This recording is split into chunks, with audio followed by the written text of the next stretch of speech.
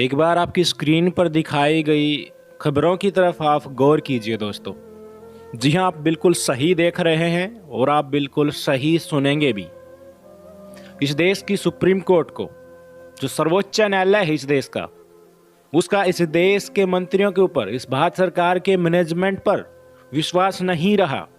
जी हाँ, अब तक जो काम ministry of health and family welfare करता था, अब वो काम इस देश की सुप्रीम कोर्ट के द्वारा गठित की गई कमेटी करेगी।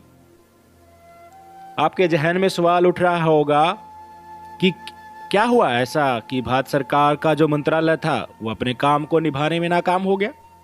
मैं बताता हूं दोस्तों आपको किस लिए ये मंत्रालय नाकाम हो गया। Ministry of health and family welfare की तरफ से, भारत सरकार की तरफ से, जो सरकारी वकील सुनवाई के समय सुप्रीम कोर्ट में खड़ा होता था, उससे सुप्रीम कोर्ट सवाल करता था कि अब दूसरी लहर चल रही है, आपको ऑक्सीजन और वैक्सीन डिस्ट्रीब्यूशन के लिए क्या प्लान है। आप किस आधार पर दिल्ली को ऑक्सीजन दे रहे हैं और किस आधार पर दूसरे राज्यों को दे रहे हैं, किस राज्य को कितनी ऑक्सीजन मिलनी चाहिए, इसके लिए आपका क्या प्लान है। जब ऐसे सवाल किए जाते थे तो भारत सरकार के वकील ब्लैंक हो जाते थे। उनके पास दोस्तों कोई जवाब नहीं होता था। वो सिर्फ यही कहते थे कि डिमांड आती है और हम सप्लाई कर दे जाती है। बल्कि हकीकत यही होती थी, अगर कहीं से 900 मीट्रिक टन की डिमांड आती है तो वो मुश्किल से 300 या 400 मीट्रिक टन ही ऑक्सीजन वहां पहुंच पाती थी। और जो नतीजा चारों तरफ महामारी से फैला हाहाकार और शमशानों में जलती चिताएं।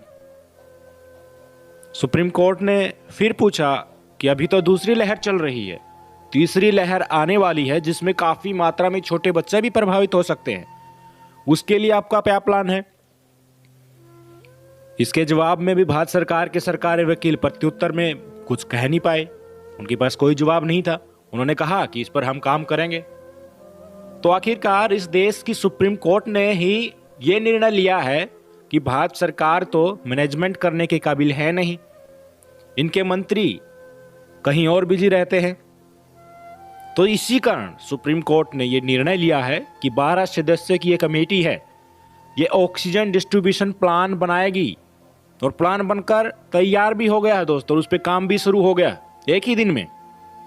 देखिए आपकी स्क्रीन पर जो मैंने खबर दिखाई थी, सुप्रीम कोर्ट ने जो 12 सदस्यों की कमेटी बनाई थी, उसने काम करना शुरू कर दिया है और एक रोड मैप तैयार कर लिया गया है कि किस राज्य को, किस केंद्र शासित प्रदेश को कितनी ऑक्सीजन मिलेगी, किस राज्य को वैक्सीन कितनी मात्रा में मिलेगी। इस सब पर काम शुरू हो गया है और फ्यूचर प्लान बनाना भी इस कमेटी ने शुरू कर दिया है साइंटिफिक तरीके से, कि जो तीसरी लहर कोरोना की आएगी उससे हमारे देशवासियों को कैसे बचाया जा सकता है। अब आप सोच रहे होंगे कि सुप्रीम कोर्ट ने ऐसा किया तो सुप्रीम कोर्ट पहले भी कर सकती थी, या सुप्रीम कोर्ट ने ऐसा क्यों किया। क्या सुप्रीम कोर्ट आदेश नहीं दे सकते थे इस भारत सरकार के मंत्रियों को। मैं बताना चाहूंगा कि दोस्तों इस देश के मंत्री क्या कर रहे हैं इस समय। आपकी स्क्रीन पर खबर देखिए।